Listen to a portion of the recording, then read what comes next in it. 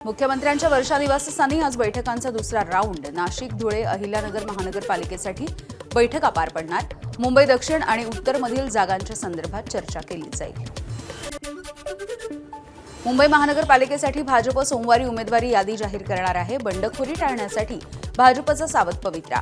तर ठाणे, मुंबई, नवी मुंबई, कल्याण डोंबिवली, मीरा भाईंदर आणि पनवेलमधील काही जागांवरचा पेच कायम असल्याची सूत्रांची माहिती। मुंबई महानगरपालिकेमध्ये काँग्रेसच्या काही जागांवरती वंचित बहुजन आघाडीचा दावा। जागा वाटपामध्ये 10 ते 15 जागांवरती वाद। काँग्रेसकडून वंचितला 60 पेक्षा जास्त जागा देण्यावरती एकमत झालेलं आहे। यावरती आज तोडगा निघण्याची देखील शक्यता आहे। बीएमसीसाठी ठाकरेंच्या शिवसेनेचे बहुतांश उमेदवार हे येत्या मंगळवारी अर्ज भरतील। शनिवारी रविवारी मातोश्रीवरती उमेदवारांना एबी फॉर्म दिला जाईल। बंडखोरी टाळण्यासाठी अखेरच्या 2 दिवसांमध्ये अर्ज भरण्याच्या सूचना। मीरा भाईंदरमध्ये शिंदेच्या शिवसेनेची नरमाईची भूमिका। भाजपच मोठा पक्ष, त्यांनी जास्त जागा घेतल्या तरी देखील काहीही हरकत नाही। परिवहन मंत्री प्रताप सरनाईक यांची नरमाईची भूमिका। मीरा भाईंदर महानगरपालिकेमध्ये युती आणि जागा वाटपाच्या संदर्भात अनिश्चितता कायम आहे। मात्र काही इच्छुक उमेदवारांचा डोर टू डोर प्रचार। बहुजन विकास आघाडीच्या नेत्यांच्या प्रवेशामुळे भाजप कार्यकर्ते नाराज झालेत। प्रदेशाध्यक्षांना बंडाचा इशारा। आयारामांना उमेदवारी देऊ नये, भाजप कार्यकर्त्यांचे रवींद्र चव्हाण यांना पत्र।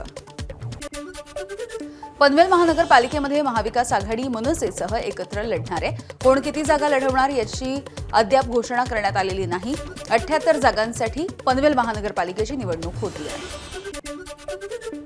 भाजपचे प्रदेशाध्यक्ष रवींद्र चव्हाण आणि एकनाथ शिंदे यांची आज सकाळी ठाण्यामध्ये भेट झाल्याची सूत्रांची माहिती। ठाण्यामधले जागा वाटपाच्या संदर्भात या दोन्ही नेत्यांची चर्चा झाली आहे। ठाणे महानगरपालिकेमध्ये महायुतीचा जागा वाटपाचा तिढा सुटेना। भाजपकडून 40 ते 45 जागांची मागणी, मात्र शिवसेनेचा एवढ्या जागा सोडायला नकार। त्याच पार्श्वभूमीवरती आमदार संजय केळकर आणि निरंजन डावखरे, प्रदेशाध्यक्ष रवींद्र चव्हाण यांच्या भेटीला तिन्ही नेत्यांमध्ये ठाण्याच्या संदर्भात बैठक। पिंपरीमध्ये दोन्ही राष्ट्रवादीचा तिढा 2 जागांवरती अडलेला आहे। रोहित पवार आणि अमोल कोल्हेंचा सुलक्षणा शिलवंत आणि इम्रान शेख यांच्या जागांसाठी आग्रह। 2 जागा मिळवण्यासाठी अजित पवारांच्या समोर ठेवल्या अटी।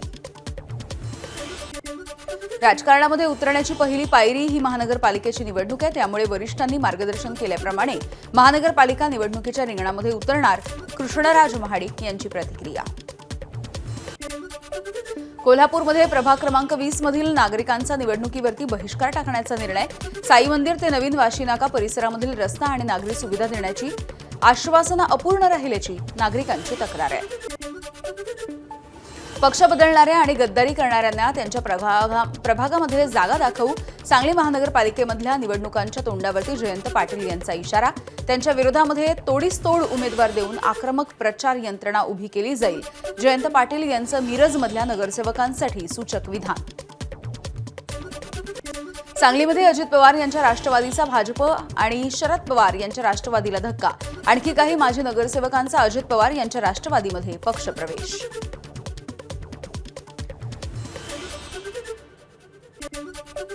जळगावमध्ये महानगरपालिका निवडणुकीसाठी अजितदादांची राष्ट्रवादी महायुतीमध्ये सन्मानजनक जागा मिळण्यासाठी ठाम। भाजपकडून राष्ट्रवादीला केवळ 4 ते 5 जागांचाच प्रस्ताव दिल्याची माहिती।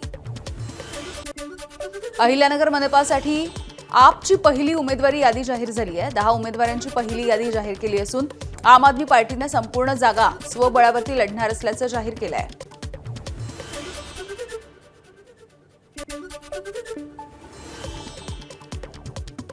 पुढची बातमी आहे छत्रपती संभाजीनगरमधली। छत्रपती संभाजीनगर महानगरपालिका निवडणुकीसाठी बहुजन समाज पार्टीची पहिली उमेदवारांची यादी जाहीर झाली आहे। यादीमध्ये 10 उमेदवारांच्या नावांचा समावेश आहे। गणपतीला सांता क्लॉजच्या रूपामध्ये दाखवणाऱ्या चित्राचा हिंदू महासभेकडून निषेध। हिंदू महासभेचे आनंद दवे आक्रमक। गणपतीच्या डोक्यावरती सांता क्लॉजची टोपी असं चित्र रशियन चित्रकार निकास सॅफ्रोनोव यांनी काढलंय। वाशिममध्ये आजपासून 2 दिवस मराठी साहित्य संमेलन सुरू आहे। साहित्यप्रेमींचा मोठ्या संख्येनं ग्रंथदिंडीमध्ये सहभाग, विविध चर्चासत्र, परिसंवाद आणि कवी संमेलनाचं देखील आयोजन। कोल्हापूरमध्ये अंबाबाईच्या दर्शनाला भाविकांची मोठी गर्दी। दररोज 1 ते 1.5 लाख भाविक देवीचं दर्शन घेत आहेत। सलगच्या सुट्ट्या आणि सरत्या वर्षाला निरोप देताना देवीचं दर्शन। सलगच्या सुट्ट्यांमुळे शेगावमधील गजानन महाराज मंदिरामध्ये लाखो भाविक दाखल. मात्र मंदिर परिसराची सुरक्षा वाऱ्यावर. मंदिर परिसरामध्ये एकही पोलीस कर्मचारी तैनात नाही आहे. सिंधुदुर्गामध्ये सलगच्या सुट्ट्यांचा आनंद लुटण्यासाठी पर्यटकांची कोकणाला पसंती. राजकोट किल्ल्यावरती देखील पर्यटकांची मोठी गर्दी झाली आहे.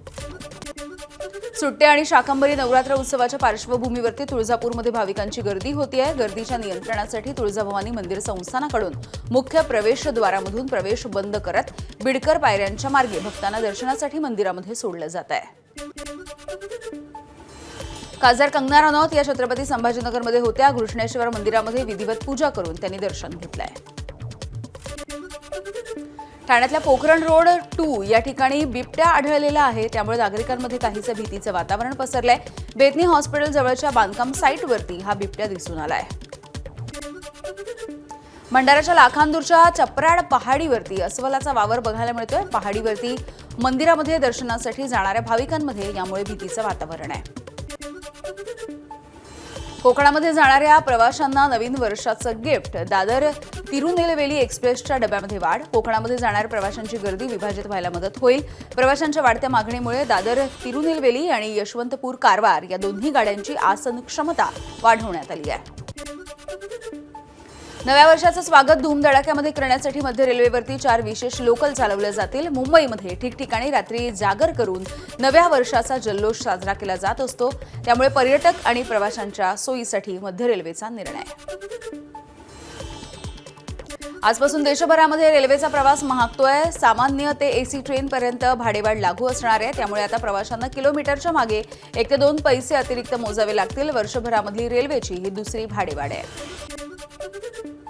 गडचिरोलीमधील पशु प्रदर्शनाला शेतकऱ्यांचा मोठा प्रतिसाद. गाय, बैल, बोकड आणि कोंबड्यांच्या विविध प्रजाती या प्रदर्शनामध्ये ठेवण्यात आल्या.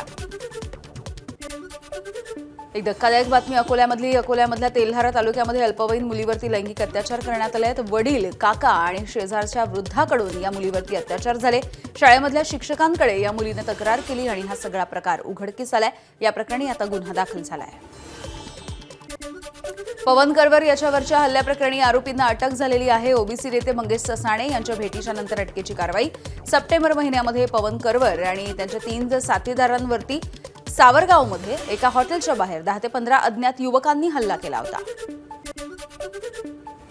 नागपूर वर्धा रोडवरती प्राईड हॉटेलजवळ एका तरुणाची हत्या झाली आहे. पबमध्ये झालेल्या भांडणामधून हत्या झाल्याची माहिती आहे. प्रणय नारनवरे असं या हत्या झालेल्या तरुणाचं नाव आहे.